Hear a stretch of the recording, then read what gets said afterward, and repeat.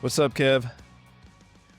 What is going on, Justin? How are you doing this lovely whatever day it's going to be? We're going to pretend it's whatever day we feel like. So, Well, we're shooting on a Sunday. This is I think our first podcast in October. So I was going to ask you, are you in the Halloween spirit yet? Well, my Halloween spirit lives 365 days a year. So, Mine too, actually. yeah. So, if you mean that I have, fallen prey to the commercialism of setting up my house to evoke Halloween vibes. Yeah, you got your decoration out. Are you watching Yes. horror flicks and that whole deal? Well, I mean, we could do a separate podcast about this. I did start watching the newest monster series with Ed Gein story. It's good, dude. We just finished Yeah. it. Yeah. Oh, you finished all of it. Nice. Yeah. Yeah. I mean, well, I won't ruin anything for you or the audience. I'll tell you off air what my criticisms are, but Oh yeah. but no, it was good though. It was really good. Super creepy. I didn't really like the one with what was the first one they did that was I'm having a hard time remembering even the actor. The guy with the glasses in that first season. It wasn't the You know what I'm I talking can't about? because I always get it. I get it all Right here. because I'll there's just like pull it up. American Crime Story, and then there's all this so much Ryan Murphy universe. Yeah, You know? right. But yeah, it's the same actor that was in American Horror Story for quite a while that did the first season of that. Okay. But I forget the name of the serial killer that they covered. It was a really super famous one. Yes. Who ate people. Yes. Jeffrey Dahmer. Jeffrey Dahmer, You're talking about, yes. I thought the Dahmer one was super boring. Mm-hmm. I mean, that's just me. I did not get into it, but this Ed Gein one, and we skipped the Menendez brothers. I didn't even know that one came out, to be honest with you. Yeah. But yeah, the Ed Gein one is good. Well, and I'm kind of looking forward to season 4. They announced what that one's going to be too. Yeah. I did think that Charlie Hunnam, that's I'm a fan of his from Sons of Anarchy. Yeah. So I thought he did a good job. And I do like that they tied in sort of how the ethos of, or the world of creating the movie Psycho, as well as, Texas Chainsaw Massacre. I think I was trying to tell my family when we were watching, hey, the story of this guy has shown up in a lot of different ways in different films without even knowing that that's where the show is going to go. This is why we're watching the first episode. And I'm like, the movie Psycho is fully based on him, as well as many scenes in Texas Chainsaw Massacre.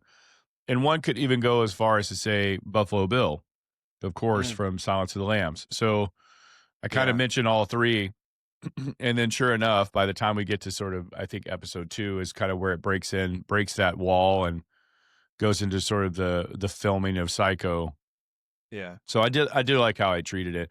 There's always a fair amount of camp in Ryan Murphy stuff. So if you're a fan of his work and all the different things we just mentioned, you'll like it. If you're not, it'll probably turn you off, but. Well, compared to some of the other things that I've seen, it's not nearly as campy as a lot of stuff. And I would say it feels quite a bit darker than anything that I've seen on like American Horror Story. No, it's I mean, it's pretty gritty. But yeah. So we're on a tear with all that stuff. We just finished that one, and then we watched The Witch last night. I had never seen that. Actually, neither of us had seen that. So Anya Taylor-Joy and all that stuff. That was a good one. That was cool. Yeah. And then what did we watch the night before? We watched I think The Substance is going to happen tonight. We haven't seen that yet. Oh, okay. We've been saving a lot of this stuff. I know that was a huge one last year. Yeah. That was a good one. What did we watch the night before? We watched that's Stephen King, The Monkey. Oh yeah. Did you ever check that out? I haven't watched that yet, but yeah, I know about that. Was that based on Monkey Shines? I know I've seen the trailer, but I couldn't remember I if that don't was know what based on that that is. book. Like, Yeah. basically, Okay. the plot is a family. Uh, Basically, these twin boys. Their dad left when they were a kid. He was a pilot, Mm. and so he had collected all these like tchotchkes from all over the places Yeah. that he traveled. He leaves them when they're little kids. At some Mm. point, they get into the stash of all the stuff that he would bring home because mom like kept it in a closet. One of the Mm. things that are in the closet is this big box that has a monkey inside of it, and Mm. it's like one of those wind up toys, and it Wind plays up. a Yeah. Yeah. Yeah. drum. Yes. Every time it plays the drum, though, someone dies Someone horrifically. does. Mm. And so the movie is not what I would call a scary movie. It Right. is a horror movie because there's Mm. gore and a lot of death. But Mm-hmm. honestly, it's pretty funny. Like Yeah. I found myself laughing a ton. I don't know if that was the intended response, but I thought it was really funny. Yeah. Sometimes unintended, sometimes on purpose. It's not like joke taglines necessarily, but it's like comedic situations, but it's put in a horror context. So Yeah. I Yeah. Yeah. thought it was really good. We had a good time with it. Did you? I didn't ask you about this, and I know. We could, like I said, you're going to open up the vault with me when you start talking about Halloween movies and horror movies. Yeah. And by the way, for anyone who's just checking this out and wants to know a little bit about that, about me, I'm an enormous fan of horror and horror genre, and have been since I was a kid, a very young kid. Thanks, Mom, for letting me watch whatever I felt like watching. Yeah. But no, the ones I was going to talk about were the Terrifier ones. Have you gotten a Oh chance to yeah. watch any of those? Yeah, Yeah. because that I seems haven't to be seen the all the newest rage now. one. That's the hottest costume going, I think, this year. Is Yeah. everyone's trying to get Art the Clown, and it's like I've seen Yeah. all these different ads and different versions of that mask and the clown costume and the whole thing, and I'm like, oh, I even watched a guy do a cake version on Instagram the other day. He made a cake of Art the Clown. You know how they can do all these Wow. fancy. Yeah. Yeah, I was like, holy crap. I mean, it was so realistic looking. I'm like, that's crazy. Yeah, but those Yeah. are fun, like slasher films. You don't see a ton of those lately. Well, I was gonna I say I give a lot of respect to that series because it's kind of old mhm. school in that way. Like there's Me not a yeah, me plot, too. there's No. nothing to follow. It's just horror, Yeah. Just going straight for it. slasher, Yep. and really like gruesome and Oh yeah. shocking stuff. And Yes. Yeah. yeah, I remember Yeah. one particular death in that first movie that had me going like, Mm. whoa, oh my Yeah. God. Yeah. I Yeah. never in my life have I even conceived of that as being an option. Yeah. But yeah, if Yeah, it you're was hung interesting because upside down and take a chainsaw, like that's yes. next level. Yeah. Yeah, that's a pretty intense there's some pretty intense ones out there. But nevertheless, yeah, I'm definitely in full spirit. There was a little bit of time there, I think, during the pandemic where or maybe even just in that span of time where I was like, I'm always one to want to decorate the house and do something a little bit more leaning into the grotesque Mm, or macabre, yeah. and I think during that time, even I told my family, I was like, I don't know if I really want to do that now. It just feels like it's a little bit in poor taste. So for a little Mm, bit of that time during those couple years, I kind of tamed it down, and now I'm kind of back to being like, no, I want something that scares the mess out of people. I don't want them to yeah. like if you're coming to get a treat at my front lawn, Got to earn it. I want you to be a little bit scared when you come up. Yeah. So Yeah. I'm trying to do some things that are a little more creepy, if you will, this time around. So just trying to So you've got the energy of like Claire Dunphy from Modern Family.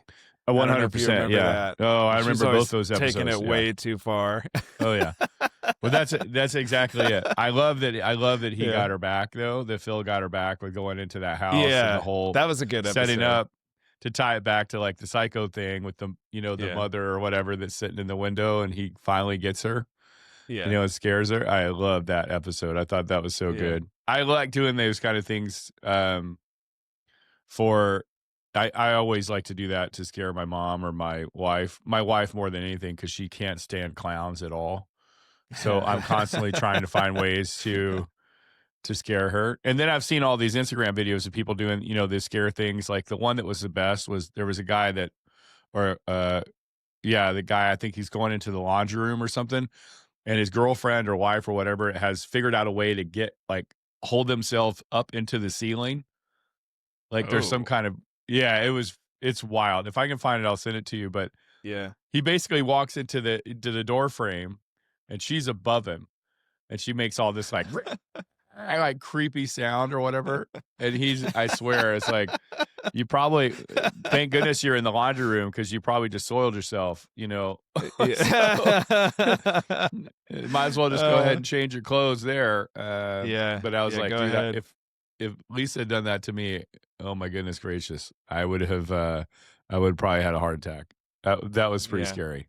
Oh my I'm goodness. sure. Anyway, well, in the Halloween spirit, Yeah. um, a band that we've kind of talked a little bit about here and there, but just one that we've sort of loosely kind of checked out here and there was Ice Nine Kills. I know they just put out a Mm, new video and song. I think you told yeah. me we were talking about some topics to talk about today, but Yeah. Did you they're check one it that out? definitely evoke the Halloween spirit quite a bit. I mean, that seems to be mostly their aesthetic, is kind of leaning into old horror films, horror tropes, genres of that kind of stuff. Of course, they leaned into the American Psycho movie quite a bit. Mhm. And all their stuff is very theme-esque of things like that, like Welcome to Horrorwood and those kind of stuff. But aside from all that, I've always, I want to get your take on this too. Yeah. I just saw them recently because they opened for Metallica at the show that we went and saw. It was the Ice Nine Kills, Limp Bizkit, Metallica was the first night. And that was my first chance of actually seeing them. I'd seen plenty of videos from them, and I thought, God, they're really tight. They're a really tight band and great singer, Yeah. great harmonies, incredible playing. In fact, I say that I feel like they lean in a little to some pretty technically tough stuff to play, I would say, almost like Avenged does in that way. Like the guitar player Definitely. is very talented. Yeah, So, and can definitely. shred with his eyes closed, no problem. So, but the singing, everything was just pitch perfect. It was really, really good. Um, so I just wondered. I know we kind of talked about them here and there, but I believe you said you kind of started checking them out a little bit. So I was curious what you thought, Yeah. Well, knowing I how much you mean, like Avenged. there definitely is some carryover there with Avenged, but Oh that yeah. it's also its own thing. So I give them credit. Hmm. You as these things go sometimes, you've been trying to put me onto them for a while, and I was like, yeah, yeah, okay. And like, Yeah. I think I like listen to a song maybe kind of, half-heartedly or something like that. Yeah. But up until kind of recently, I don't think I fully understood what their thing was. Mm. Um, and so randomly, my buddy Tyler told me, "You got to Hmm. check this band out. Their record, The Silver Scream, is Hmm. amazing. It's like one of my Hmm. favorites." And knowing his taste in music, I kind of assumed that they were maybe more cheesy. I don't know, Mm. I don't know that I made a lot of assumptions, I think, without really checking out the music. And his taste in music is even heavier and crazier than mine is. Mm. So I'm like, oh, Sure. well, if Tyler's interested in this, there must be something about it that works. And so I Yeah. checked that record out, The Silver Scream, and that's Hmm. amazing. And I love that because Hmm. it's each song kind of plays on a completely different horror movie. So you've got Michael Yes. Myers, you've got Yes. Camp Silver Lake, like all that Yep. stuff. All the Yep. classic horror films are kind of in Oh one yeah. album. And Yeah. the lyrics are done really well. The production is Hmm. awesome. As you said, the musicality is top notch and the singing is great. Oh yeah. So I was Yeah. pretty pumped when I saw this new one come out because it's called The Laugh Track. And so it's all based around the Joker. And I Hmm. haven't watched the full video yet, but the clips that I saw, I mean, the makeup and the production that they do around that stuff is Hmm. so good. Yes. Yeah. Kind of leans probably more into like Jared Leto Joker meets I would go back like Jack. It's like well, Jack I was going to Nicholson say Joker. meets Yeah. the Jack Yeah. Nicholson Yeah. one. I think Jack Nicholson was a really good Joker, but this one looks a little more mangled, which is what made me think Jared Leto. But Oh, like, sure. I don't know if anyone's watching Oh, the yeah. video, you Yeah. might be able to see it. Let's see if I can get it Yeah. in focus. That's good. Yeah. But yeah, Yeah. A little bit really more cool. creepy in that sense, like Suicide Squad era. Yeah, I guess. right. Yeah. Yeah. They when you come on stage, you prepared to get. I think again, Lisa coming with me to see the show. She's like, "What on earth?" It's like every other song they're bringing out a character. Like they'll bring out an exorcist looking type female to do the kind of creepy walk on their back kind of thing. Oh yeah, okay. They have a Leatherface type character that comes out with a chainsaw. Right. They did a cover of Katrina and the Waves Walking on Sunshine, and they have a big sunshine guy, like a big old sun that kind of comes out when they're doing this sort of their version of that as well. And as I mentioned, he's dressed like the Patrick Bateman character from American Psycho. So like, with the suspenders and the nice tie and all that kind of stuff, like a Wall Street era. Yeah. So he leans into that too. But I think again, they have all these, I don't even want to say backing tracks. So I don't think that's fair. They do a lot of little punch-ins for like different like movie style things, like quotes, almost like you would hear in hip hop sometimes, where they'll do these little skits. They'll put samples, skits, basically. samples and stuff like that to kind of cue up different songs. But yeah, man, from a live perspective, anyone's not had a chance to see him. If you dig the record, they are really great to see live. Just super tight. The singing's on point. It just blows you away. Like that whole thing, again, leaning into Avenged, but also a little bit of like Mike Patton. Like this guy, I feel like he could sing the phone book. Like he's got such a good scream vocal, which is kind of hard to do, I think, if you're into that stuff. But also just great, clean vocal singing. So a lot of the songs you hear, he's just got a great tone. Not like Tobias or Ghost in that way. And we're talking about, sometimes those things you don't take itself too seriously. If you're going to see Ghost, they're going to be a great band, and with a great singer. And they lean into those things with the masked ghouls and nameless ghouls and all this kind of stuff. But they do it in a more old school way compared to like what Ice Nine Kills does. Feels pretty cutting edge, and that's not meant as a knock on Ghost, but Ghost has a very classic feel because most of the musical influences are our heroes of decades ago. Absolutely. Ice Nine Kills feels very modern in that way. Yeah, 100%. Yeah, from production wise and all that stuff. Yeah, no, it's really it was really good to see. But yeah, that video is cool. I just watched it before we got jumped on here. When you told me, like, oh my God, I didn't realize they had a new record. That was coming out. I figured it was, but that song was really great. They probably should only ever put out records during October. I feel like, at least just new songs. Fully sell out to the whole Halloween vibe. But yeah, no, I mean, all their music is already, like catch people when they're really receptive to that kind of thing. Probably don't want to do it around Christmas or Easter, Yeah, absolutely. It's like seeing all those, you can always tell now if your algorithm is broken like mine, I think is. I've intentionally broken my Instagram algorithm to just play the most ridiculous, subversive nonsense on there. So now I'm just watching all of these like stupid Halloween videos of, all of your favorite Halloween characters in circumstances that wouldn't normally be there. Like I just watched a version of Straight Outta Compton. Oh my God. With Freddy Krueger basically being Ice Cube, Okay. And he's got like the whole gang colors and flannel, but it's Freddy Krueger, So I was like, totally. Okay. Yeah, I guess I'm down for this. Why not? Let's just watch this trash. Yeah. So, God bless AI, I suppose. Yeah, man. That's it. Yeah. For all of its, nonsense, At least there's something funny out there that you could do with this stuff for good entertainment. It's been kind of fun. Yeah, you're making me self-conscious about my algorithm because for as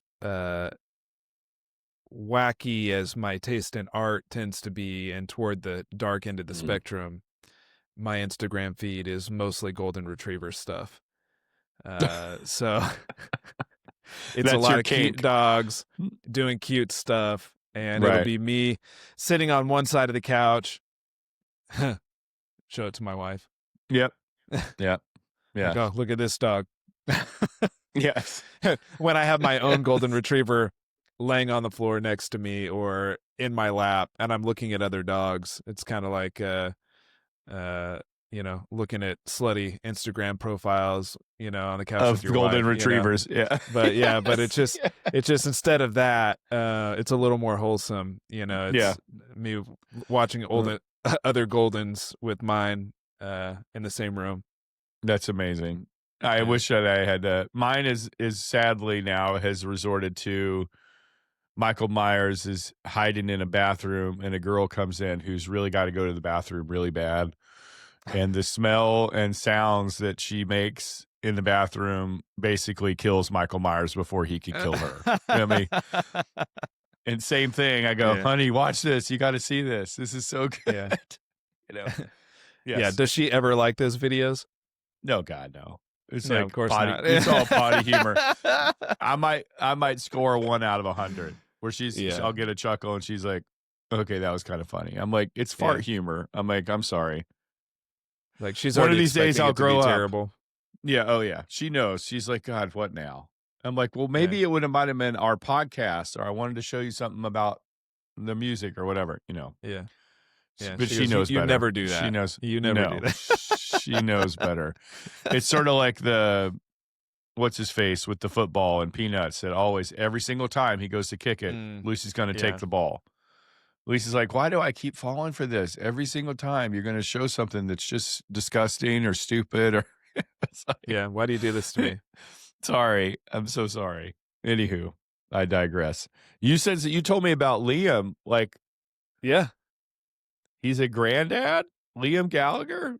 Yeah, that's what I read. His daughter has given birth to a new baby, so he is for the first time a grandfather, which sounds wrong. No, it does sound wrong. It sounds wrong. I don't know why. I don't feel like he's old enough to be a grandfather, but I guess he is. Yeah, that's a trip. That is a trip for sure. But congrats to the Gallagher family. I mean, that's got to be huge for them. Yeah. I'm sure he's already shopping for parkas, like, oh, let me see. Yeah. Do they make one in like a 0 to 6 month? Like, I got to get a cool parka for him and a bucket hat. And I'm already assuming the sex is a male, but maybe it isn't. Who knows? But yeah, I don't remember now. I haven't looked it up. Yeah. Yeah, I don't remember now. Either way, it doesn't matter. But there's a lot happening in their world. So I mean, congrats on becoming a grandfather, and then of course, his son is in a band called Villano or something like that. Yeah, I forget the exact name of it, but they've got a bunch of stuff coming out, and that seems pretty cool. And I can totally hear his dad in it, which I don't know if that's on purpose or if that's just genetic, but I thought that was kind of cool. Yeah, and I think maybe he's like, creeping around the studio and he's drinking his beer, his Guinness, Yeah. And he's like, no, I think you need a little more of that. Maybe a little. Look, your pops knows how to do it, man. I mean, I can give you advice. Like, maybe you want to lean into a little sunshine. Yeah. I can imagine that. Punch it up a little bit. It's all good. Don't be embarrassed that you're coming from royalty. So lean into it, kid. Hey, you might as well. But, everything aesthetically about their band that I've seen, because I follow them on Instagram and I've listened to, they've got a song or two last time I checked up on Apple Music. Does not sound anything like Oasis or look anything like Oasis. No. Yeah. So it does feel like they're trying to do something really different, but it still reminds me of like kind of underground 90s stuff. It's very rough around the edges, and not Yeah. nearly as like Oasis is totally a rock band and they're raw, but their songwriting is really polished. And I mean that with all due respect. Yeah. And this band feels like they're trying to be a little different than that, which I think is cool. So I'm excited to hear what they're going to do. I think the plan is for them to put out a full record soon. Yeah, would be cool. Yeah. I was just thinking in the back of my head, you think about all of the famous kids from famous musicians that are now in bands. Yeah. They should just kind of go on their own little tour, you know? Like, Shane Hawkins and Wolfgang Van Halen and Wolfie, Cornell's daughter, you know, Cobain's kid. Yeah. You got Inhaler, which is Bono's son's band. Oh, that's right. Yeah. You know, which they're good. They're really good too. Super group of famous kids. Yeah, famous kids. I guess they're not all kids anymore, but you know, like children of famous artists. Yes. Yeah. I mean, there's so much. There's been so many, and I know we're forgetting a lot, but I'm like, there's a lot out there. You could probably have your own festival of just bands from their famous parents, you know? Yeah. What a cool family reunion that would be, having all of them showing up, you know? I'm sure. Yeah. Can you imagine the front row of one of those shows? Yeah. That'd be pretty wild. Exactly. You're like, oh, look at that. Yeah. Oh, excuse me, Mr. Bono. Actually, I was standing here. I'm saving this spot for my wife. She went to the bathroom. Yeah, you can't stand there. Yeah. I'm sorry. I don't think this is your that's what it says on my ticket. I think that's my chair that you're sitting in, Mr. Bono. Actually, I think you're back a couple rows behind me. You're pretty much back there in the lawn, dude. I don't know, like yeah, you think I care who you are? Your son didn't hook it up for you, buddy. I'm so sorry. Yeah, I hate to tell you. You know, maybe you want to take it up with him. You know, I paid good money for these tickets, so yeah. We all know you can just go backstage, so I'm not going to feel bad for you. Yeah, don't feel really bad for you. Probably flew a helicopter to get here, so we're going to take 4 hours to get out of here. So you know what? You could just kiss all of my butt and get on back to where you should be. Yeah, I will be stuck in the parking lot longer than it took for all the bands to play tonight. So 100%, 100%. Yeah, not bringing it back to the Rose Bowl or anything, but again, you know, people. Well, I wish that was the only time I've experienced that, but I've experienced that in too many venues. Levi's Stadium, terrible to get out of. I've never had a show at Levi's that I got out in anything close to a reasonable amount of time.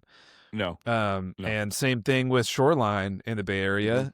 Terrible to get out of there. Oh my God. I remember seeing Foo Fighters there years ago, and I was stuck 4 hours in the parking lot trying to get out. Concord. I feel like the Forum in LA was rough too. Oh, Concord, dude. Oh my God. That's the worst experience I've ever had was Concord. Yeah, I think that pretty much ruined your entire experience of seeing 30 Seconds to Mars in Lincoln Park. I mean, well, yeah, because I didn't get to see hardly either of them. So that show was AFI, 30 Seconds to Mars, and Lincoln Park. Right. I missed AFI, 30 Seconds to Mars, and half of the Lincoln Park set. By the time I got in my seat, I probably saw 6 songs. Jesus Christ. Yeah, it would have been so And my transmission almost exploded. Yes. Yeah. In my car. So I'm like, and I bought those tickets like a year in advance. At that point, I was really into what 30 Seconds to Mars was doing. Yeah. Since I got to see them later, and with love and respect to those guys, I was kind of disappointed when I did get to see them. So that made me not, feel too bad about missing them the first time. But Lincoln Park, I mean, this is Chester. That's still with in the Chester. Band, yeah, probably with his last tour, I would imagine somewhere close to about around that same time. Was it 2017? Close to it, probably. Yeah. 2016, 2017. Yeah. Yeah. So that was probably the last time for sure. Yeah. That was a huge bummer. Yeah. Yeah. And I remember being so tired because I worked all day. I had a really early shift. So I was up at 4 a.m. I worked all day, left right from there, got stuck in all that traffic. I won't belabor this story for everyone, but the quick recap is I get stuck in traffic, almost blow my transmission just trying to get into the parking. Once I get into the parking, they tell you, oh no, the parking lot's full. You can't get in here. You have to go somewhere else. So they make you turn around in a little 1-lane area. I'm like, why did you even let us drive into the parking area? Like everyone's driving in here and having to turn around, like driving up the dirt embankments and stuff. Yes. I'm like, this is crazy. Like, my car's not meant for this. So they're like, yeah, you have to go to the college that's like a couple miles away and we'll send a shuttle for you. Like, okay, that's the worst Was news. this Disneyland? Like, what are we? So it's that sort of deal, right? They've got like a remote place that they're going to shuttle us over.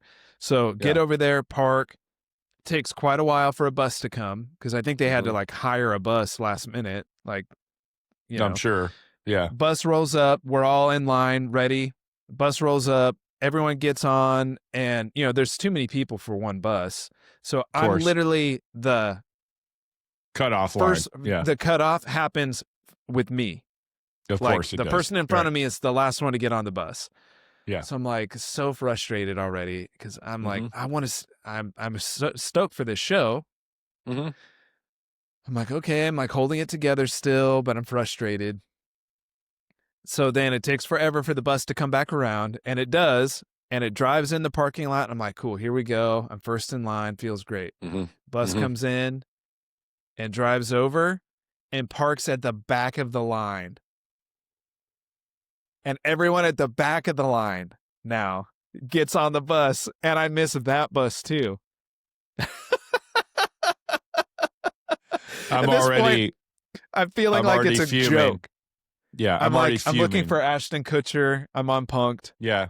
Yep. I'm like, this has got to be, I'm on some sort of show. I'm on a reality show where they're they picked you out. Like, oh, this guy, he's our mark. Yeah. He's going to lose his mind. It's going to be hilarious. Yes. It's going to be amazing. We got all the drone footage of it. It's going to be awesome.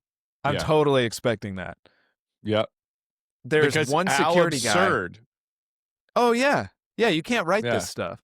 No. I'm like, is this even the same bus driver? Maybe it's a different bus. That's the only thing I can figure because or the bus driver thought, how funny is this going to be if I do this to these guys? Oh, yeah. Because I guess it doesn't matter to them. But yeah, so when that happened, there's almost a riot of the people who are left. And there's one security guy who's hanging out there and he literally walks away because everyone's like yelling and crowding around him. And he goes over like by his car. He's got his back turned to everyone. He's like hunched over trying to ignore everybody.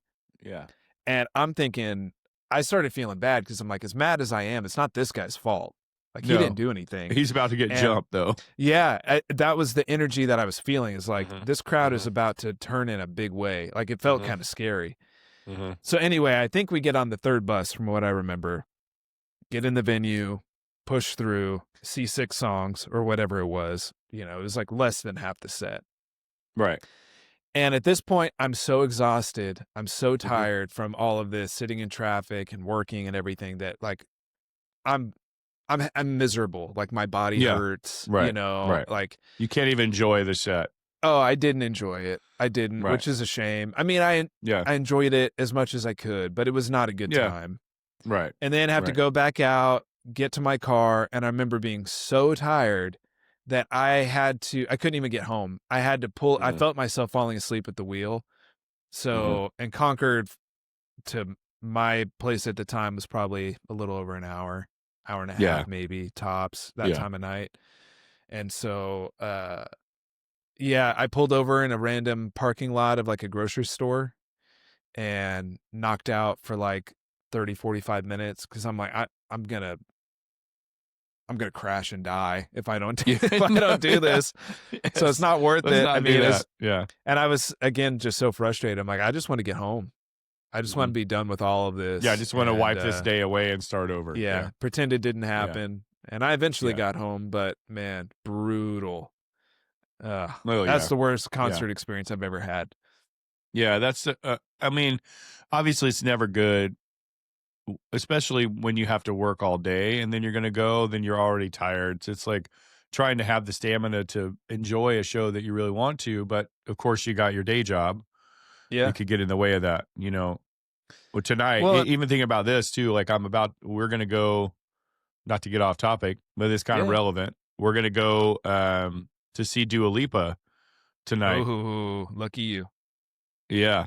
Well, I'm excited. It's been a long time, and both Lisa and I are big fans of hers and Yeah, all big their fan of that music, too. and I enjoy it. So we're excited, but we also both have to work tomorrow. So Mm. you know what I mean? You're getting out of a show, you got to leave. It's going to be an hour and change to get home. By Where the is she time you gonna get be? home, it's midnight. Chase Center in San Francisco. Oh, yeah. So you're going You into the know? belly of the beast too. Oh yeah, 2 shows though. She did one last night, and then doing another one tonight as well. So I think they're both sold out, at least from my understanding. Um, but yeah, so getting out of that show once everything's over with, you know, you're figuring 11:30. Get in your car, Sure. get out, get back on the road, another hour and change to get home. You're going Yep. to bed maybe 1 o'clock, and then getting up at 5:30. I'm not Well, looking forward to that. I don't know if you're like me, but usually after a show, I have a hard time going to sleep. Yeah, So me it's like too. you might Me be too. able to go to bed at 1, but I'm Your probably brain's still going. yeah, Yeah. I'm spinning for like another 2, 3 hours Oh yeah. oftentimes. Yep. And then just trying to like, okay, brain, turn off, stop re-singing all those songs in your brain. Yeah. You know, just go to sleep. It's hard. I'm It's I'm really generally not one I'm not much for pop music most of the time. I don't Mhm. hate pop music. Like growing up, I definitely would have said I hated pop music. Yeah. It's fine, like the occasional song gets me. But Dua Lipa is the first kind of pop artist in a long time. The last one I remember feeling like, oh, I'm really into this was Gaga. Yeah. Yeah. You know, Early Lady Gaga. yeah, You know, I totally. enjoyed. Yeah. Yeah, and there have been times in her career where she's kind of brought me back around. Like I remember Same. Joanne and some of that stuff was like really, really awesome. And I still have a ton of respect for her. I just don't listen to it quite as Oh much yeah. now. Yeah. But it's like, it's like once a decade or so that Mhm. a pop artist really surprises me. And Mhm. yeah, I end up listening to her music a lot. I think she's Yeah. a phenomenal talent. Yeah. And we'll save this because there's another one to unpack about all of this stuff. But I guess to give a little context for me, um, yes, I love rock music. And that's always and forever going to be there too. But I would say almost with equal measure, I'm a massive fan of electronic music. Yeah. And you know, you'll hear obviously you've heard me talk a lot about Nine Inch Nails and but for a long period of time, I think I've always created music in some form, but when I couldn't have instruments or the studio or all the synths and the guitars and everything that I have now, it was just about, okay, well, how can I make music with whatever is around? And so I started really getting into, I had a roommate that was, you know, had bought himself some turntables. Um, and so I just started trying to learn how to DJ. And Mm. I thought, oh, cool. And electronic music always brought me there. And so there's a lot of artists over the better part of 20, 30 years that have constantly kept me in that space. And I think hearing Dua Lipa with Calvin Harris, like I was like, oh, this is really good. And a lot of times you'll hear female singers on a DJ's track or something like that, and you don't know who they are. Hmm. Yeah. So like, oh, who's this? You know, that's how I discovered Rihanna. It was also from a Calvin Harris song, which was massive. Yeah. Yeah. This is what you came for. So, I don't even know if that's the Y- name of the song. I y- know that's a lyric in So it, you, but you you know, didn't jump on during the Umbrella era?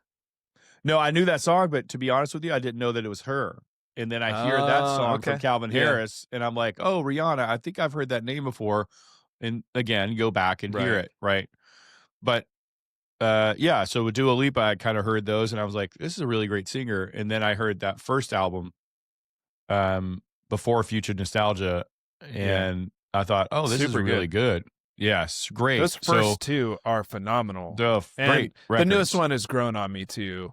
Oh Like yeah, it definitely has good songs on it, but Future yeah, Nostalgia is like yeah. perfect. That's pretty much a masterpiece, top to bottom. Yeah. Love the production. You know, a lot of people leaned in because they're like, oh, it's kind of ripping on these different things. It's like, listen, borrow from the best. Who cares? Yeah. I don't care if a song sounds like NXS. NXS was a great band. Good for her. Right? Yeah. Like, and people sample and do all that stuff all the time now to make old new again and all that kind of stuff. But regardless of all that, a great talent, great production. He's super excited to see her just pull it off. Let's see what, how it looks. Yeah. Yeah, I'm sure it'll be great. But I mean, I don't know the last pop artist that I've kind of seen, so because they do a lot of like choreography, that kind of stuff. I couldn't tell you. Maybe Madonna, to be honest. It's been a while because mostly it's bands or solo artists and that kind of thing. So it'll be fun. It's going to be cool. I'm not looking forward to working tomorrow, but regardless, well, maybe you get sick tomorrow. This episode will come out after tomorrow, so you'll be in the clear. They won't know what you're talking about. You're like, huh? What do you mean? Yeah, just do me a favor and release it a few weeks later, just in case, and give me a good out. Oh my god. Yeah. Anywho. Totally. Oh, yeah, man, we're shifting all over the place. I'm gonna go from Dua Lipa to Rob Zombie. Keeping on the Halloween theme, but he just dropped a new track as well. Did you get a chance to listen to that? I sent it to you the other day. Yeah. I listened to it yesterday. I don't know about you. I'm gonna go like I'm again a huge fan of his. He was a big fan of White Zombie. Loved all of his solo stuff. And it's been a minute since I've listened to it. I want to say it was probably, I don't know. It feels like 4 or 5 years, maybe longer since he's had a record. So to hear this, and I'm going, this to me feels like there's almost. I've always felt like Rob has a clever way of kind of infusing, again, horror style aesthetics, all this kind of stuff into his music, sampling. Obviously, he leans into that sort of, again, he's a massive fan of 70s era style movies, production, music, you name it. Yeah. But this song felt, I mean, it is heavy, like Ministry heavy. And it doesn't feel like there's any sort of camp or any kind of winking to any of it. It's just like straight in with a chorus that's, Satan. Yeah. Yeah. It's just like Satan a bunch of times. Yeah. Yeah. I'm like, you're pretty much just saying what's on your mind. So it's interesting how I always feel like sometimes maybe the landscape in our society right now evokes, I've told you this before, like certain periods of time, culturally, whatever's going on in the world seems to bring out some really good music, particularly if people are angry or they have something they feel like they need to say. I feel like, and I don't know this, obviously, I don't know Rob or any of that stuff, but that song just feels like he's like, yeah, I'm kind of angry right now, and I just need to say what I need to say in the way that he says it. But it definitely felt heavy. Punks and Demons, yeah. Super heavy song. Not a lot, like, if it evoked anything, it goes back to his roots, early into White Zombie. But even then, it doesn't, even now, it feels a little more like, I was telling somebody the other day, I think it feels, if you know Ministry, of course, that Psalms album that they did back in the 90s with like Just One Fix, Jesus Built My Hot Rod, those songs, New World Order, it feels of that style. So if you're into the sort of industrial metal, this is definitely something that Rob leaned into a lot on this. It's a good track. It sounds cool. I like his vocal on it, Yeah, I mean, it sounds good. I'm curious to hear the album because the lyrics of Punks and Demons kind of made me feel like, I don't want to say that this is going to be a concept album, but it made me wonder if there's like some sort of theme to it. Could be. Yeah. I mean, the name of the record is The Great Satan. Yeah. So we'll see. But then I'm looking at the different track titles on here, and they don't necessarily feel all in the same vibe necessarily. But I guess we'll see. Yeah. It is cool to hear new music from him. I mean, it's been a while. The last thing I remember hearing was his collaboration with Marilyn Manson on Helter Skelter, which was really cool. Oh, yeah. Yeah. I enjoyed that a lot. But I always just go back to Hellbilly Deluxe. Like, I know he has a lot of work, and there's good songs throughout the catalog, but that's a hard one to beat for me. Yeah, that was great. And it sounds like to me, and again, I'm not a aficionado or anything on his music or the band or anything. I know John Five's of course not with him anymore. He's getting his paycheck with Motley Crue. But I think I was understanding that there are a couple of key members that have been in Rob's band in past that have rejoined the band again. And it seems like the word on the street is that people are excited by that. It seems to have brought maybe more of a heavier thing back to Rob's stuff that maybe people were feeling like they were missing. Again, no judgment at all. I think there was some funny banter or comments that I was reading about that people are like, that's an interesting, it's just 3 words in his title, The Great Satan. There's not like Electric Wizard, Monkey Fart, Volume 1, you know? Yeah, he does tend to have some wild and titles. the Grand Kool-Aid Acid Trip, you know, like whatever he's going to say, you know, which I do love. I think those are always very clever and funny. So to have just 3 words in a title, it's like, a little to the point. It's pretty much very pointed. So I'm very curious to hear what the rest of this record's going to be. And I'm a big fan of Rob, so I can't imagine. I did see an interview with him though, because I'm like, somebody said something in the comments was like, you know, he's 60 or 61 and still just out there crushing it. And I was like, you know, sometimes you just forget age for people because they've met such, you know, they've had such an impact on you. You don't really care, you know? Yeah. But I'm like, dang, Rob, I didn't realize that you had gotten up there. So I had to go look him up. I'm like, let me see what he looks like, you know? And I don't know why this caught me. And again, I wish we could we probably could in post, cut in a picture of Mark Maron, the comedian.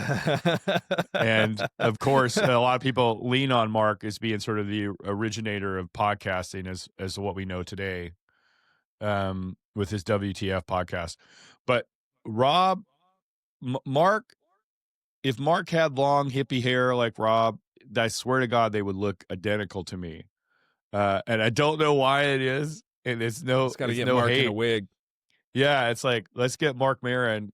Mark could look like Rob Zombie pretty easily because they kind of have a bit of the beardy goatee thing going. Yeah, that's have true. a similar sort of talk, the way that they talk, a dialect almost. I don't even know if they're from the same era or location, you know. But yeah, I just thought it was kind of funny. I'm like, man, I don't know if Rob's starting to look more like Mark Maron or Mark Maron's starting to look more like Rob Zombie, but nevertheless, they could probably be brothers. Maybe they always favored and we're just now noticing. Yeah, I don't know. It's interesting. It just caught me that way. If anyone has any comments about that, feel free to rip on me for that. I'm not hating on either one. In fact, I got lots of love for both, but it just kind of caught me as like, oh, he kind of looks a little bit like it. But anyway, I digress. Yeah, I did think that was a pretty funny observation. Yeah, definitely. Yeah. What else is new? What else is going on? Oh, go ahead. Well, yeah. I mean, the biggest new thing for us probably is that we just put out a new music video.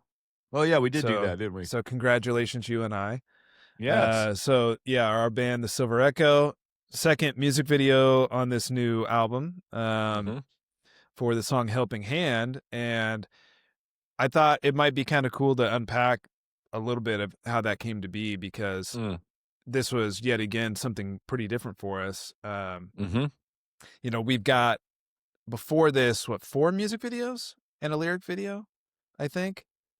Rock and Roll Queen, Paradigm, Fear on High, Take the Flame, Runaways has a lyric video. So this is video number 6, music video number 5. Yeah. And we've always made our videos together at the same time in the same place.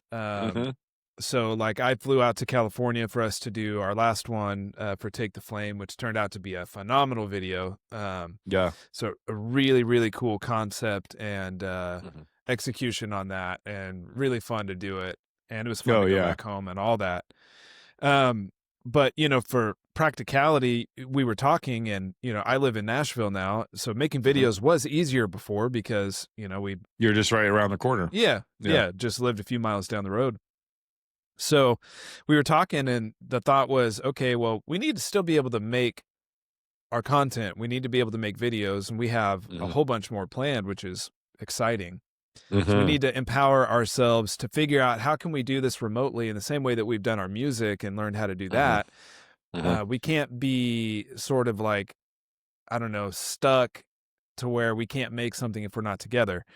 Right. So I went out and got myself a camera, which is a little baby version of the camera that you have, but looks great. The footage all looks great. And so we made our first remote video from our respective studios. And we decided to, keep it pretty easy for this first one and do a performance style video. And I'm curious from your perspective what that was like, because I know it was like it introduces a whole new set of challenges to solve, right? Like you have to figure out how to frame up yourself in camera without being behind the camera, control all of that. You have to like have a good eye for what's going on, but also let yourself kind of cut loose and be free in front of the camera to get a good performance. Clearly learning the parts again. Like I know this is the case for you, and it certainly was for me too. There was a couple of moments in the song where I'm going back through and relearning it because I haven't played it since we recorded it. Yeah. And some of those parts in that song got written at the very end of the recording process.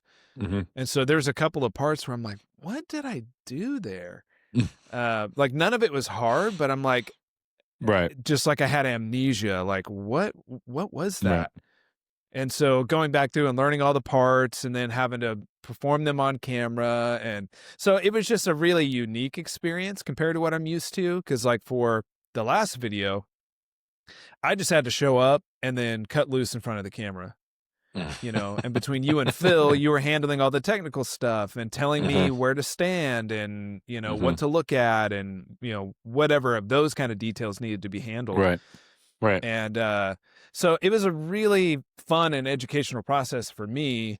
I know you had the challenge of learning the drum track, which, our buddy Michael recorded drums on this record for us. Oh, yeah. And so you're going back and kind of learning some of his parts, and kudos because you did a great job. No, but thanks. Yeah, I just love to hear your thoughts on this one. And there's so much to unpack. The other thing I was wondering too is, was it hard for you to let go a little bit? Whereas normally, you're very thoughtful and practiced. Like, you ran a video production company for a number of years, and you have done a lot of stuff like this, whether it's for the band or not, in your professional career. And so, not like normally when we're going to do a video, like you've got storyboards, you've got notes, you've got a shot list, everything is very organized.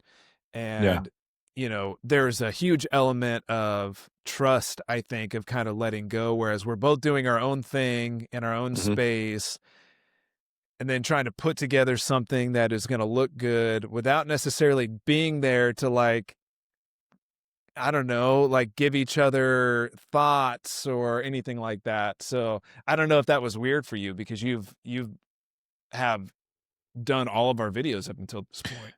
No, I'll cover all of it. Let me just start. I'll go back with the drums first. I cursed Michael and I told him this. I texted him literally the day that I was filming. And it's funny enough because the day that we're shooting this today, 1 week ago, literally to the day, I was setting up kind of a look in the garage, putting the acoustic drums up. I have a MIDI drum kit. Those of you out there who know what I'm talking about, it fashions itself to look very similar to drums, and it's certainly acoustic drums. It certainly plays like it. You can dial up any sounds. It's certainly quiet for the neighbors. No one can hear you. You're in headphones, blah, blah, blah, right? Yeah, just clacking. Yeah, but it also, in a way, could look like a little bit of a fancier version of a rock band drum kit, So that's a funny way to say it. Yeah. To me, I'm like, I'm not putting this, and there's no shame to this at all. And trust me when I say this, it's an incredible tool to help us in the recording, but it doesn't look sexy when you're trying to record it on a video. So my first thought was like, okay, well, let's not be lazy. Let's set up the acoustic kit and let's make it look good. So that was my first thought. Then the second part, literally as I'm sitting down to go and play this, I'm like, what in the heck have I gotten myself into? I can't learn Michael's part. This is going to be ridiculous. I'm going to look like an absolute idiot trying to play this part. And Michael's just got a style again. And I loved you said this to me later. And I so appreciate this. Like, you know, me loving to play drums is just because I love to play drums. And I don't fashion myself to be a drummer, even though people say, oh, you play drums. I do. I'm not great by any stretch. I'm getting better. And I love to be a student of instruments like that. And that's something that I've challenged myself over the better part of 6 or 7 years to really continue to grow. I have to grow at my pace. So I'm not quite at the level that I want to be. But doing songs and covering other people's stuff is a great challenge. So to cover someone else's drum parts on a song that we made is a challenge. And I've spent enough time with Michael to know sort of how he approaches things. But even then, when you're trying to learn it, it's pretty challenging to do. So I did my best to try and fake it till you make it and cover as much of it that I could. So that was challenge. That's challenge number one. Challenge number two. Yes, I'm an absolute egomaniac when it comes to all things creative for this band. I will say that with no apologies. Just like you with engineering and things like that. Ultimately, we can all share ideas, and we do give each other feedback, and we've been really great over the years to do that, and we've got a better part of a decade doing this. So I think very similar to me handing you Take the Flame, and you're like, what am I supposed to do with this? You wrote the whole damn song. Like, what do you want me to do? Right? Yeah. Is it very similar to say, hey, Kev, I just need you to film some parts and give it to me, and I'm going to do my best to try and edit this. And I'm like, wait, come again? You were going to edit? Okay. And you bought a camera, and I'm like, oh, shoot. All right. This is going to be a whole new thing. But yeah, I think part of me is just like, I have to embrace it and just go, I love that we are leveling up in many different ways for this band and for what we believe in and for the art in general. So that whole thought about, oh, I'm not going to do the editing. That lasted about 10 seconds. And then I'm like, oh, thank God I'm not doing the editing. That's amazing. I just have to film myself. Well, Cool. let me say, I was secretly hoping that you're going to be like, no, just send me the footage. I'll edit it. No big deal. Yeah. But I'm also aware that, like, you know, you've got the projects take a long time. So it's a big commitment, and you have your own set of responsibilities. So we're trying to balance this thing the best that we can.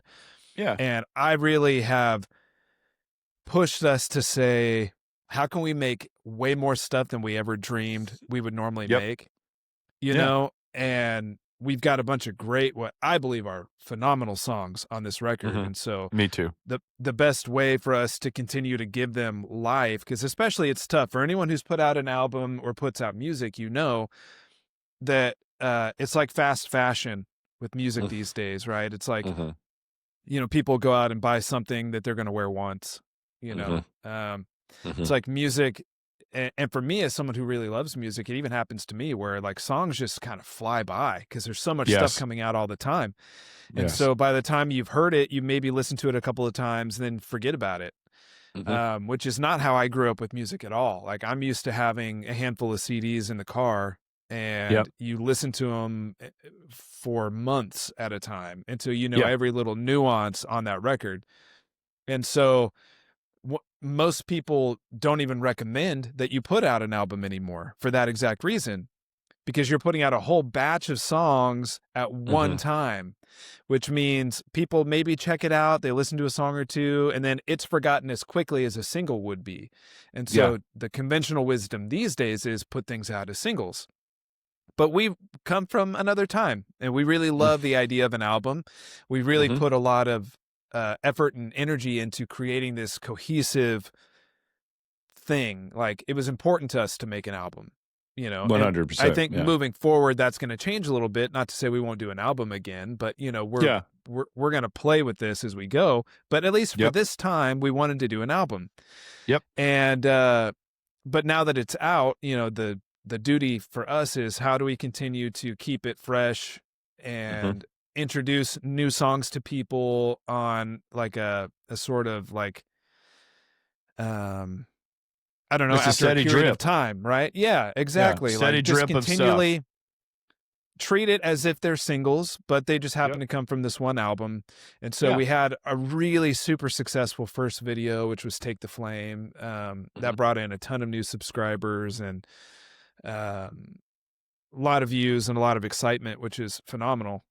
Yeah. And so to me, I'm going, man, we have to make sure the rest of these songs, or at least a good bunch of them, there's like 12 songs on the album, I think. Yeah. So we're not probably going to make 12 videos. Excuse me, but the thought was like, could we do half that? Could we pick our absolute favorite songs and try to make a video for most of them? Yeah. And so Helping Hand was the next one that we were really excited about, a very different kind of song. And so anyway, sorry, I didn't mean to totally cut in there, but in my mind, it was like, I'm thinking there's going to be so much work coming up that I'm going to kind of feel like a deadbeat if I'm pushing you to say, let's keep making stuff. And I'm just stockpiling the work on your shoulders. I'm like, well, I need to get in the game at least to be able to contribute on some level. I don't have the same level of skill that you do, but could I make something that is that we wouldn't be embarrassed to put up on our channel or call our own, that doesn't bring the quality level down too far? And then can we work in a tandem to maybe like find a way to make this work, Yeah, I'll tell you this now in hindsight. And again, this isn't just, you know, just giving love and compliments already. I mean, we are very critical of each other. And even when I told you, no, I think this is great, you're like, are you sure you're not just taking it easy on me, liar? Yeah, that was my first thought. I'm like, liar. well, but I also gave you an understanding of what I meant. So I think as you edit and as you find things and as you do stuff, and I've been editing for a long time, probably about 20 something years. So in videography stuff here and there, about the same amount of time, on and off. And I'm definitely rusty. Like anything, when you stop doing it professionally, you get a little rusty. So I had kind of sworn off doing corporate work and corporate video stuff a long time ago when I joined the company I'm with now. But it's always something that's in the back of my head. It's like, it is a creative outlet and I do enjoy it. And I've always wanted fashion myself, wanting to do film and things like that in my, background, just being creative. So yes, to hand over the reins of things like that, that's so very precious to me, doing the videos and the content was a little bit of like, I got to let go a little. But what I was hoping by that, I said, if I'm going to do that, then I really want Justin to find his own voice as an editor and as a videographer and what he likes and what he is looking at. So it doesn't feel like it's me. It doesn't feel like it's necessarily my approach to doing that video. I know, again, if you handed me all the raw footage and I handed you all the raw footage, the videos are going to look completely different because we all have a different way and a different approach. But so I recognized that and I said, I don't want to give you a ton of notes. I don't want you to, I'll give you a few things that I feel like are things you probably want to fix or correct.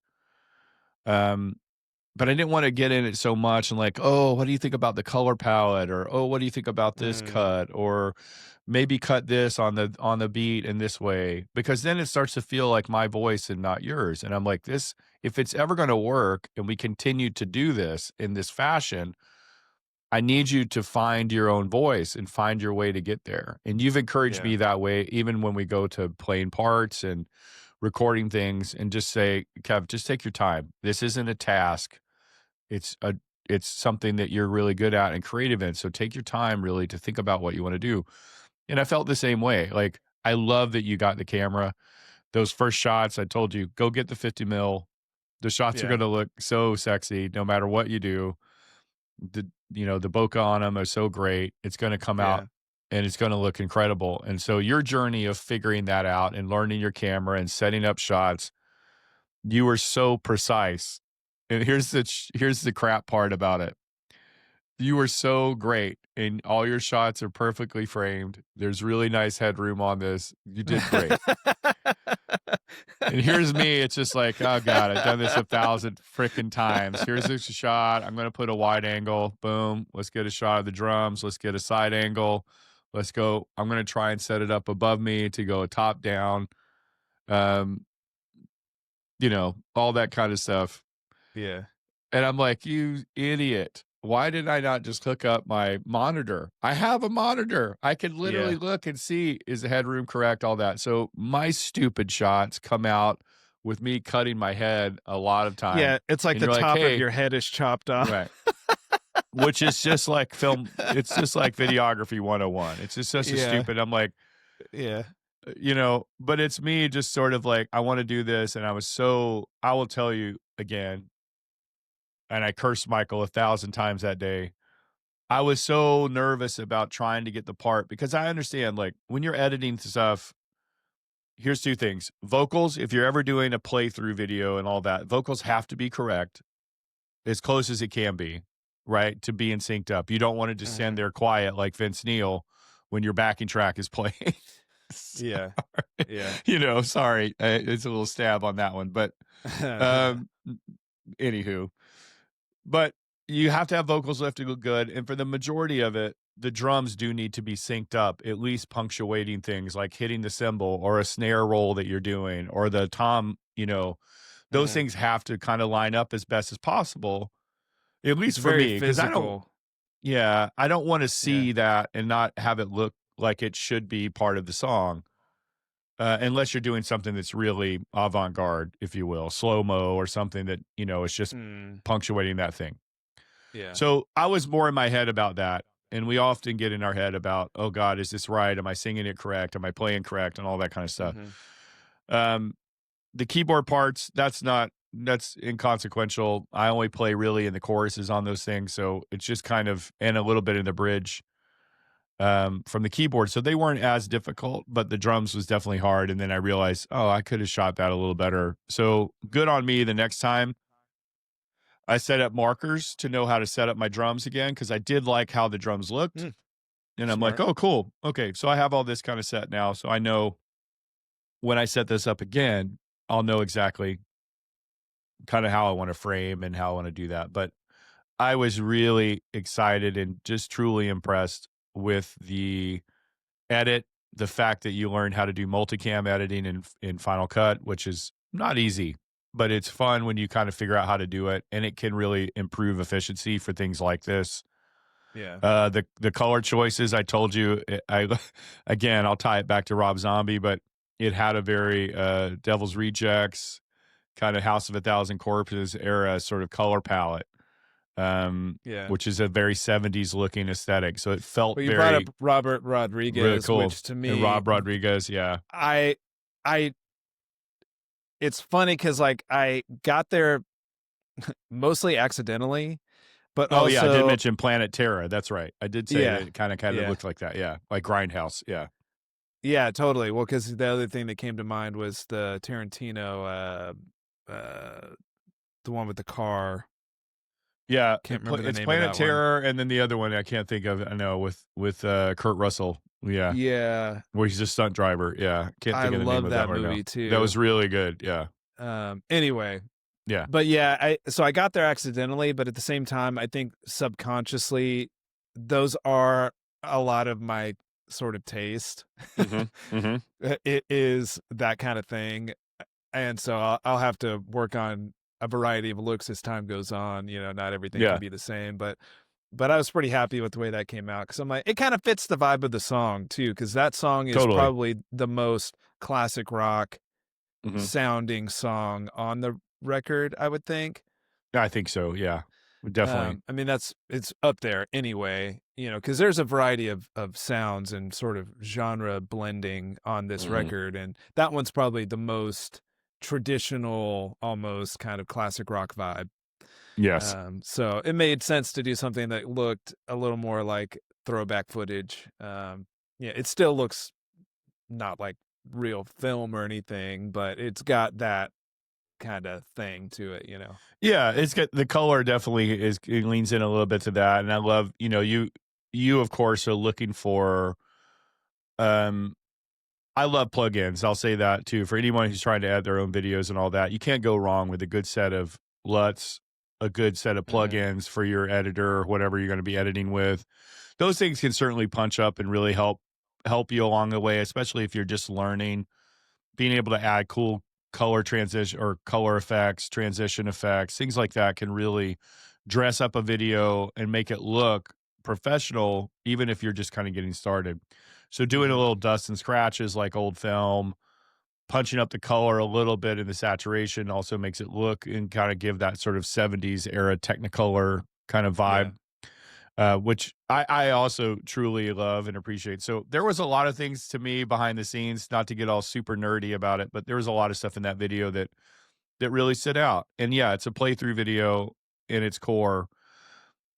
There's not a lot of frills to it, but I think the exercise of you being able to take on the reins of doing that, I was so enamored and happy um to let go of those things because I do believe it sort of helps us both continue to keep leveling up. Like making the record is important, making the song is important. Those are the things. Doing the podcast, all of it drives back to the record and to our love of making music together. Yeah. But you're 100% on in this day in the modern age, having video content, having great ads, having punchy things that get people attracted or interested to go and check out your work. That's where it's at. And we've realized that we have to continue if we want this to have legs to continue to build an audience by all of these platforms. Cool artwork, fun podcasts that talk about different things, great music, really good videos. I do think those things make a difference. And I do believe people, like you said, if we keep putting out great content, people are eventually going to come around and get to see it and go, I'm so excited that I discovered this band. I think you got Yeah. an email from somebody that was in Canada or somewhere. I love this too. Like people that are old school enough to go, I'm going to write an email and say, I discovered you Mm. here on a platform or something like that, and I just want to say, wow, I really enjoyed your music, right? Yeah. You don't get a lot of Yeah. that, but at our level, for sure. Yeah. Well, I mean, So we're it was still in the nice. early stages of this thing. I mean, we've been a band for a number of years, but Mhm. if you look at the amount of work that we've directly put into growing the band, most of the time that we've been a band, it's really just been for us. Yeah. I mean, we've Yeah. done stuff, we've released stuff, and I think at times in our own minds we were doing a lot, and I think it was a lot for us at that time. But Mhm. compared to what it really takes to make something grow and take on a life of its own, we're still at the beginning. Yeah. And so yeah, I mean, I'm really excited about all of this because I have a lot of just growing energy toward making this stuff work. And like Mhm. we've talked many times, it's like my I don't it's probably not right to say my greatest fear, but like a something that just doesn't sit right with me is the idea of pouring your heart and soul into your art and then posting it and no one sees it, which is what happens if you don't Yeah. do everything that you can to grow it. Yeah. And I think I've always thought of the process of creating the music as the work, Mhm. but it's not. The work is what happens after. Like Mhm. we do the music because we love to do the music. And then the work is, everything else that goes into getting it in front of people. And that Right. doesn't mean it needs to be seen by hundreds of millions of people. Right. If it grows into that, then that'll be interesting. We'll cross that Yeah. bridge. Yeah. Um, I'm not saying no, but like the Yeah. goal is just to find our people who like the kind of thing that we do Mhm. and to be able to make stuff for them and to make, as corny as it is, we're corny people in our hearts, Mhm. is, make the world a better place by contributing things that are real. Yeah. We live in a world where increasingly things are more and more fictitious, Mhm. and I don't just mean AI. I mean, face filters and Yes. perfect manicured everything to look a certain way that may or may not be true, and oftentimes is found out to not be true. Yeah. Uh, reputations. I think about it's a funny tie-in, but like Diddy just got sentenced to 4 years or whatever. Mm-hmm. You know, so we live in this world where we think things are one thing, and most of them are actually something else completely. And Yeah. I know that we're not the only ones out there trying to make stuff that's real. Yeah. I know there's a lot of people out there doing it, and I Yeah. can only hope that the way that we continue to change the tide and to help people adapt to this, because it's not like we're going back, right? Like technology is not going away. AI is Right. clearly here to stay. We're going to have to learn how to coexist with this stuff. Mm-hmm. But how do we do it in a healthy way? And I'm not trying to take responsibility for the population. I'm just trying to do my own part and say, Mm-hmm. well, how can I at least make something that is truly reflective of my human soul and that I really believe in and that I think is great? And I'm not just doing it because I think other people are going to like it Right. or, or change what it is I'm doing to hope that more people are into it. Mm-hmm. Or make myself look a certain way when that's not who I really am. And I've had my battles with that. I think part of that's just growing up, right? Yeah. Yeah. But oh, looks like my camera overheated, so it might be Oh. a good point for us to call it here. But yeah. Anyway, that was my thought on that. Is just continuing to make stuff that we really believe in and then getting it out there to the people who resonate with that. Yeah. That is it. And I think that's the most important part of all of this stuff is like, if you're a fan of what we're doing, as we've said before, thank you so much for at least pulling over, taking a few minutes out of your day to check out a song, listen to a video, check out a short from one of these podcasts, listen to the whole podcast if you have a good hour and a half of your day to be able to join us on that journey. Whatever you do and however you've come to find out about what we're doing or what we're trying to do, we just appreciate it so much. But there are also people just like us out there all over the world that are trying to do a similar thing. So no matter what part of the globe you find yourself in, support them. If you find out you've uncovered them through an ad, through a video, through a friend, however you've come to find us or find those other artists in your area as well, support them the best way you can. It is a way for us to keep going and doing what we're doing. We're not making money on this thing. It's not a business in that space. It's just something we totally enjoy doing, and whatever comes from that comes from that, and we get to be part of that ride with all of you. So we just say thank you. Thanks as always for coming and checking us out. We will continue to keep doing content as long as we love and enjoy doing it. And I think there's some really fun video concepts that we have along the way for the rest of this record that are Definitely. gonna, if we could pull them off, they're gonna be pretty amazing. So, stick with us. Keep checking out the record. Keep subscribing. Keep telling your friends.